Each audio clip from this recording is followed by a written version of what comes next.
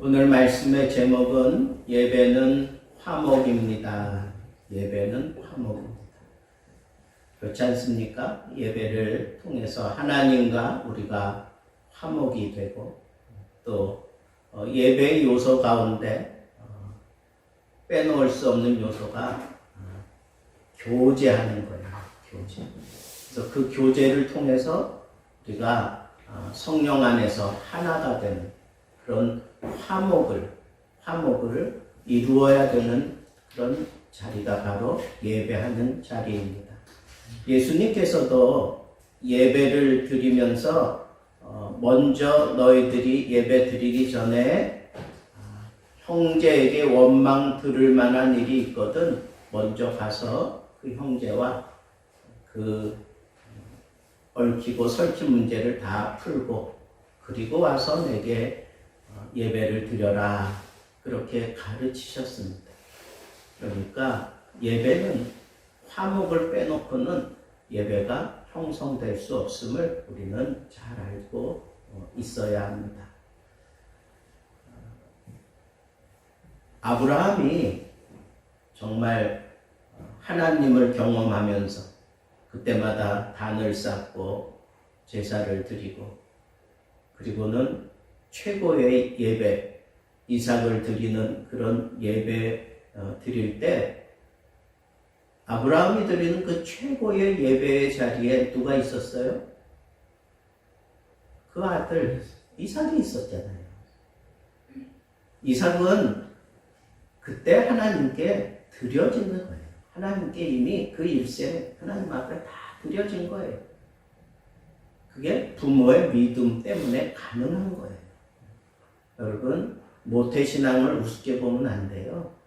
모태신앙, 못한다 신앙 뭐 이런 식으로 말장난하면서 얘기하지만 사실은 모태신앙이야말로 하나님 앞에 드려진 인생을 살아가는 사람들이다 라고 얘기해도 과언이 아닐 정도로 하나님 앞에 큰 복을 안고 인생을 살아가는 겁니다. 이삭이 그랬어요. 아브라함은 굉장히 믿음을 세우기 위해서 그가 거친 세상을 그렇게 풀어갔잖아요. 또 이삭의 아들 야곱은 어때요? 아주 모험적으로 그 인생을 살면서 아주 파란만장한 인생을 살았어요. 자기가 고백도 그렇게 했어요. 130 됐을 때 내가 내 나그네 인생길이 130세인데 험악한 세월을 보냈습니다. 그렇게 얘기를 했어요. 근데 이삭을 보면 그의 인생은 험악한 세월을 보낸 그런 모습이 별로 나타나지 않아. 왜 그럴까요? 아브라함과 야곱과는 달리 이삭은 진짜 복받은 인생을 살았어. 저는 그게 아브라함이 하나님 앞에 이 아들을 드렸기 때문에 그랬다 하는 그런 확신을 가지고 있어요. 그렇게 생각 안 해도 괜찮아요. 저는 그렇게 생각해요. 그래서 저도요, 모태신앙이기 때문에 이삭과 같이 하나님께서 내 삶 속에서 언제나 함께 하시며 거친 인생이 아니라 평안하고 복받고 그리고 하나님의 뜻을 또 아주 걸출하게 이루어내는 그런 삶을 나는 반드시 산다 하는 확신이 내 속에 있고 내 자녀들도 그런 삶을 살 거라고 하는 확신이 있어요.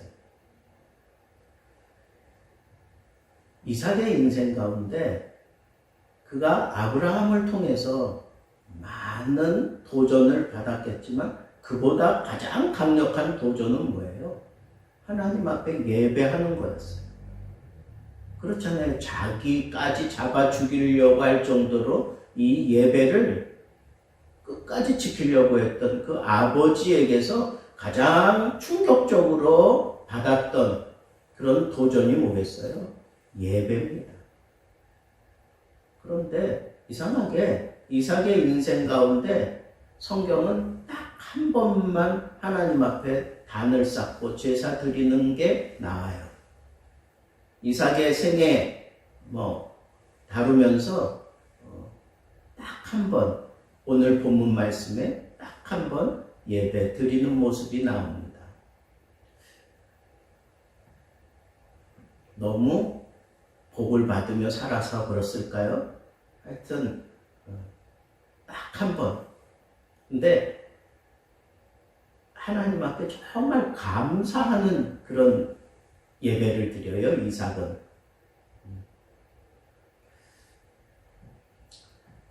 오늘 본문 말씀의 배경을 여러분들도 보시면 잘 알 거예요. 그가 자기 조상 아버지가 파놓은 그 우물을 사람들이 메워놨어요. 그래서 그걸 다시 다 파냈더니 거기서 또 물이 솟아나는 거예요. 그랬더니 이거 우리 우물이라고 그 지경에 있는 사람들이 와서 막 뭐라 그러니까 그냥 떠나요. 그리고는 산골짜기에 가서 거기서 땅을 파는데 거기서도 물이 터져요. 샘의 근원이 터져요. 그랬더니 그 골짜기에 또 목자들이 와가지고 이거 우리 거다, 우리 땅이니까 우리 거다, 뭐 이런 식으로. 그래서 또 옮겨가요.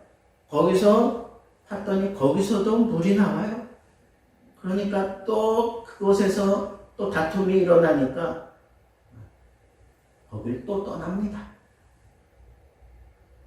그리고는 거기서 또 우물을 터뜨려요. 그랬더니 누가 이제는 쫓아오는 사람도 없고 뭐 시비 거는 사람도 없는 거예요. 그러니까 그곳 이름을 뭐라 그래요? 르호봇이라. 여호와께서 여기까지 우리를 인도하셨다. 여러분, 이삭은 지금 이 시점에서는요, 상당히 강한 그런 힘을 발휘할 수 있는 그런 입장이었어요. 이 사건 이후에 왕이 찾아오잖아. 아비멜렉이 찾아와요. 왕이 찾아와가지고 우리와 평화 조약을 맺자. 뭐 이제 이런 식으로 아버지 때와 같이 또 이삭도 그렇게 하나님이 이삭을 그렇게 서포트하고 있는 거예요. 근데 하나님께서 이삭에게 야, 너 그쪽으로 가지 마. 그쪽으로 가지 마 그랬는데 이삭이 그걸 어기고 가요. 그래서 가면서 거기서 또 무슨 생각을 했느냐면 자기 아버지의 깨가 좋았던지 똑같이 그를 깨를 내가지고 자기 부인을 누이라고 그렇게 속이는 거예요. 데리고 갑니다. 왕이 이번에는 하나님께서 적극적으로 막으시지요. 그래서 다시 돌려받아요. 하여튼 이런 아버지 부전자전이 이런 건가? 어쩌면 그렇게 똑같아. 잘못을 저지르는 것도 똑같고 또 그 잘못에서 건져주시는 하나님은 또 똑같이 건져주셔요. 인생들은 똑같은 실수를 거듭거듭 반복할지라도 하나님은 개의치 않고 계속해서 구원해 주셔요. 근데 아버지가 그랬는데 하나님이 그렇게 위기를 면하게 하신 것을 이삭이 그대로 따라하면서 이삭도 그 위기를 모면하게 됐을 때 그때 어떤 생각을 했을까요? 아, 하나님이 나와 함께 하시는구나. 하나님이 아버지를 도와주셨던 것처럼 나도 도와주고 계시는구나. 하나님을 향한 그런 마음이 이렇게 막 일어나지 않겠어요? 그러다가 이제 그 이후에도 하나님께서 이삭에게 복을 주셔요. 한 해 동안에 100배의 결실을 거두어 드리고 막 이런 일들이 일어나니까 거부가 되잖아요. 마침내 거부가 되었어요. 그 누구도 감히 쫓아와가지고 뭐 상대해보자 그럴 만한 사람이 없을 정도로 그 근동 지역에서는 동방의 거부가 되었던 거예요. 아버지도 거부인데 이 이삭은 거기에 100배의 결실까지 거두었으니 이 얼마나 거부가 되었겠어요. 그런 그가 아니 자기 아버지가 팠던 우물 돌로 막아놨길래 그거 다 제거했더니 물이 터져 나왔는데 그거 자기 거라 그러면서 또 그 땅 사람들이 와서 땡깡 부릴 때 아니 그 거부가 그 막강한 힘을 가지고 있었던 나중에는 왕이 쫓아와가지고 제발 우리와 이 평화협정을 맺고 그리고 우리 이렇게 좋게 지내자 뭐 그럴 정도로 우리 지경을 좀 떠나달라고 막 이럴 정도로 아주 막강한 힘을 가지고 있는 이삭이 그 변변치 않은 사람들 쫓아왔을 때 얼마든지 물리칠 수 있잖아요. 그것도 거듭 몇 번씩이나. 이삭은 목축업을 하는 그런 사람이에요. 농경 생활을 하는 사람이란 말이에요. 가장 필요한 게 뭐겠어요? 물 아니겠어요? 그것도 땅을 파가지고 물을 얻었는데 그 물을 그냥 포기한다고요? 그 바보 같은 짓을 왜 하느냐고요? 힘이 없어서? 능력이 없어서? 사람이 없어서? 지혜가 없어서? 아니에요. 근데 떠나. 양보하고 그냥 떠나요. 또 팠어요? 물이 나왔어요? 또 쫓아와서 뭐라고 시비 걸어? 그러니까 막 아무 소리 않고 또 떠나. 도대체 이삭은 왜 그랬을까요? 왜 그랬을까요? 좋게 얘기하면 믿는 구석이 있었던 거겠죠. 왜? 아버지가 실수한 걸 자기도 실수했는데 하나님이 그 문제 해결해 준 걸 친히 경험하고 나면 그리고 100배의 결실을 거기서 얻어 드리도록 하나님이 그렇게 했다는 걸 그걸 모를까요? 이삭이? 너무너무 잘 알죠. 그러니까 부자니까 뭐 가난한 사람들이 와가지고 뭐 하는 거 뭐 아량을 베푼다 뭐 그렇게도 생각할 수도 있지만 이삭 마음에는 한편으로 무언가 믿는 구석이 있었던 거예요. 그러니까 다 양보하고 떠나죠. 양보하고 떠나요. 언제까지 이렇게 양보하고 떠났어요? 쫓아와서 괴롭히지 않을 때까지. 쫓아와서 괴롭히지 않을 때까지 양보하고 떠나요. 그래 놓고는 이제 더 이상 누가 시비 거는 사람이 없으니까 뭐라 그래요? 르호봇이라. 하나님께서 여기까지 나와 함께 하셨다. 나의 지경을 여기까지 넓히셨다. 생각해 봤어요. 아니, 왜 이름을 그렇게 지었을까?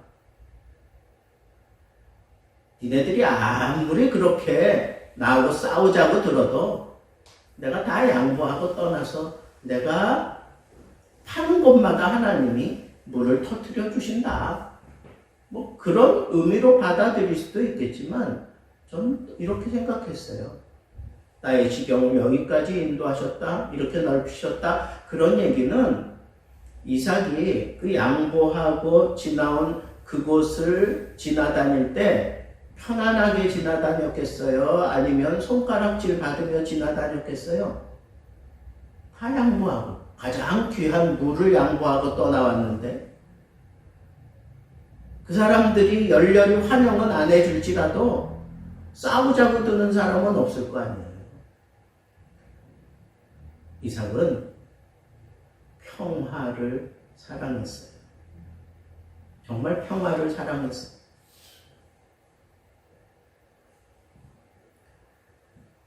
힘이 없어서도 아니고 물이 필요한 걸 몰라서도 아니고 부자는 부자만큼 더 필요한 거예요. 사람이 많으면 많을수록 물이 더 많이 필요한 거예요. 그런데도 그걸 다 양보하고 떠나는 거. 그 바보 같은 일인데 얼마든지 그 사람들과 대적하고 그냥 물러거라 그러면 떠나갈 수도 있는 그런 힘이 있는 사람인데 그냥 다 양보하고 떠나는 거야. 깔짝깔짝거리는 거 그거 보기 싫다고 그냥 떠나는 거예요. 아량일 수도 있지만 한편으로는 참 바보 같은 짓이라고 비난받을 수도 있어요.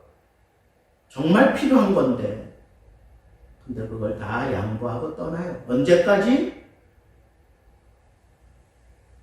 싸움이 일어나지 않을 때까지.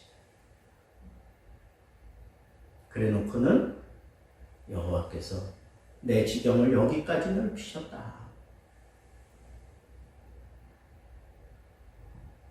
그걸 다 하나님의 섭리라고 하는 차원에서 이해를 했던 거예요. 그러니까 그런 고백을 하는 거예요. 르호봇, 내 지경을 여기까지 하나님이 넓히셨다.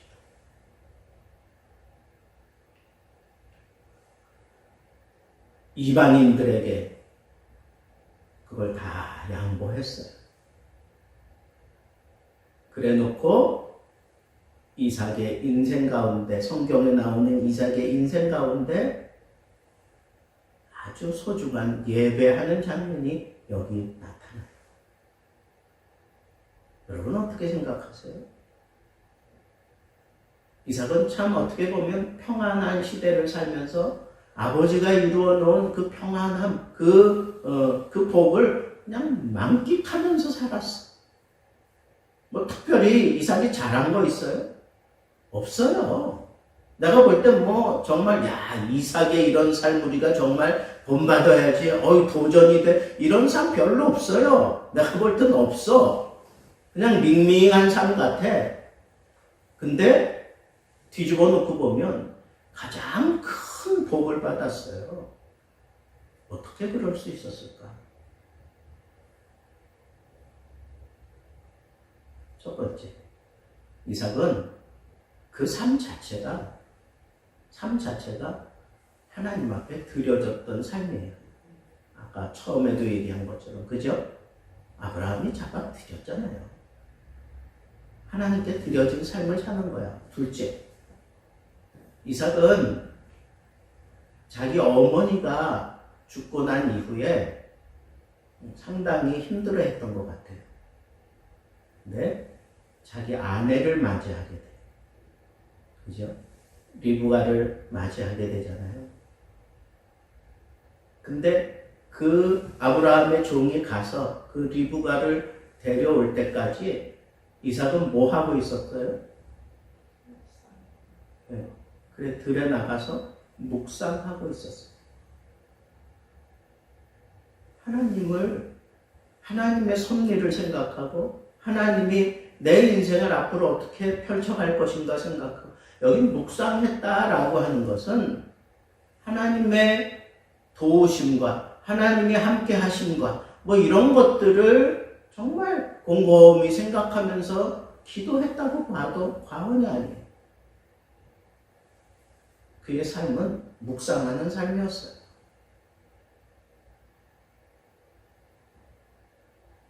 또 이삭에게 있어서 어떤 삶이 우리에게 도전을 주는 겁니까?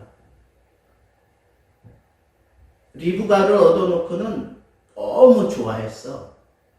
자기 모친 상사 후에 크게 위로를 받았다 그런 거 보니까 너무 좋아한 거예요. 얼만큼 좋아했느냐? 자기 그 아내와 그냥 아내하고 푹 그냥 빠져가지고 20년 동안 그냥 정신없이 살았어. 근데 20년 동안 가만 생각해 보니까 아이가 없는 거예요. 그러니까 하나님 앞에 비로소 기도를 해. 하나님 앞에 기도해서 구하잖아요. 그랬더니 하나님께서 기다렸다는 듯이 옛다 그러면서 아들을 주는데 어떻게 주셨어요? 보너스까지 챙겨가 주셨어. 쌍둥이를 주셨다니까.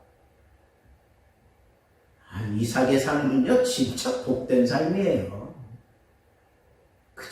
어머니 잃은 그 상실감 때문에 괴로워했는데 아내를 맞이하고 난 다음에는 거기 푹 빠져가지고 그냥 거기 20년 동안 정신없이 살다가 이거 안 되겠다 싶은 거예요. 자녀가 없으니까. 아내가 좀 적적해 하는 것 같으니까. 또 다른 자녀들 가지고 있는 사람들 보면서 아내가 부러워하는 그게 이제 비로소 보였나 봐요. 그래 놓고는 하나님 앞에 기도해요. 기도했더니 아주 보너스까지 얹어가지고 줘요. 기도하는 게 기특해서 하나님이 보실 때 그래 내가 기다렸어. 너 기도할 때까지 기다렸어. 그러면서 하나님이 그냥 자녀를 주신 거예요.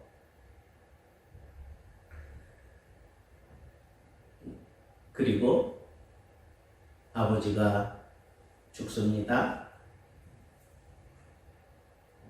근데 성경은 이렇게 얘기해요. 아브라함이 죽은 후에 하나님이 그 아들 이삭에게 복을 주셨고 25장 11절에 보니까 하나님이 아브라함이 죽은 후에 그 아들 이삭에게 복을 주셨고 이삭이 뭘 했다고? 근데 하나님은 주신 거예요. 아브라함에게 약속했잖아요. 하나님이 나를 네가 잘 섬기면 1000대까지 이르도록 내가 내 자녀들을 책임져 줄게. 하나님이 그렇게 약속하셨는데 그 첫 번째 아들이잖아요. 이삭이. 그러니까 그 아들에게 하나님이 그 약속대로 그렇게 실행하시는 거예요. 복을 주셨고. 근데 이삭은 흉년이 드니까 애굽으로 내려가지 말라 그랬는데 하나님은 이제 아브라함이 죽고 난 이후에 아브라함과 말씀하던 그 하나님이 자기에게 처음 이제 대면하신 거예요. 그러니까 애굽으로 내려가지 말라. 근데 내려갔단 말이야. 내려갔어요. 그러니까 아비멜렉이 리브가의 관심을 가지고 결국은 취했다가 아주 호되게 혼나고 다시 이제 돌려보내잖아요. 근데 성경에 보니까 이삭이 복받는 모습을 이렇게 표현했어요. 여호와께서 복을 주심으로 100배의 결실을 거두었어요. 뭐 때문에? 여호와께서 복을 주심으로. 이런 여호와께서 주시는 복이 여러분들 삶 속에 풍성하게 일어나기를 우리 주님의 이름으로 축복합니다. 한 게 없어. 이삭은 뭐 한 게 없어. 그냥 여호와께서 복을 주심으로 아버지가 이루어놓은 그 영적인 그런 결실을 이 아들이 누리는 거예요. 지금 여러분들은 지금 이런 모태신앙인 사람들도 있고 또 여러분들의 자녀들을 통해서 또 이 복이 전수된다고 하는 이 믿음을 가지고 기뻐하셔야 돼요.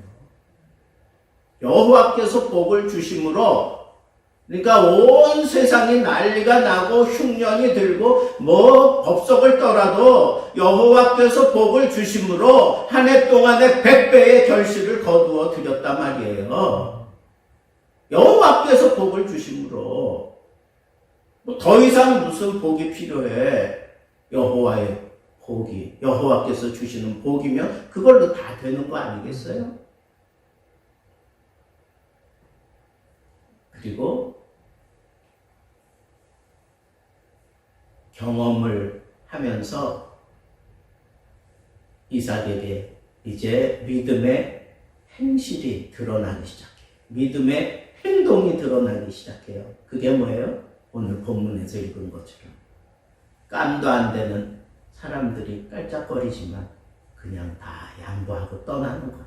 그 소중한 것, 정말 자기에게 필요한 건데 그걸 다 얼마든지 그 사람들 그냥 물러거라 그래 놓고 자기가 다 챙길 수 있는 명분도 있고 그리고 자기에게 정말 필요한 건데 그런데도 그냥 다 양보하고 떠나요.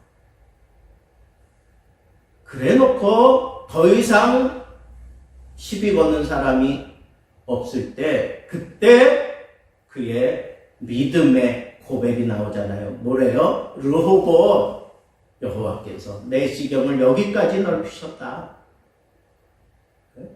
그 양보하고 떠난 게 다 누구를 생각하고 양보한 거예요? 하나님 때문에 양보한 거야. 하나님이 책임져 주시는데 나는 하나님이 책임져 주는 사람인데 내가 옮겨서 땅을 파면 하나님이 또 책임져 주시지. 그러니까 약한 사람들이 와가지고 막 아우성되니까 그냥 떠나는 거예요. 떠나고 떠나는 거예요. 그래놓고 그 모든 일을 여호와께서 하셨노라고 그렇게 고백을 하고 있잖아요. 근데 정작 복은 누가 가장 큰 복을 받는 거예요? 양보하고 떠난 그 이삭이 다 온통 받는 거예요. 그래서 이제 비로소 이삭이 예배를 드리는 거예요. 예배를 드리는데 어떤 예배를 드렸어요? 이방인들과도 척지지 않고 껄쩍거리는 문제 그거 하나도 없어요. 다 정리해놓고 하나님 앞에 제단을 쌓는 거예요. 그때 비로소 제단을 쌓은 거예요. 여러분, 예배는 화목이에요. 하나님이 기뻐하시는 예배는 화목이에요. 내가 복을 받는 비결이 뭐예요? 이 예배를 화목으로 드릴 때, 화목하게 드릴 때 하나님께서 내게 복을 주셔요. 이삭이 받았던 복을 여러분들이 받기를 바랍니다. 얼마나 멋있어 이거. 혹시 여러분들 마음에 껄쩍지근하게 아직도 그냥 남아있는 거 있습니까?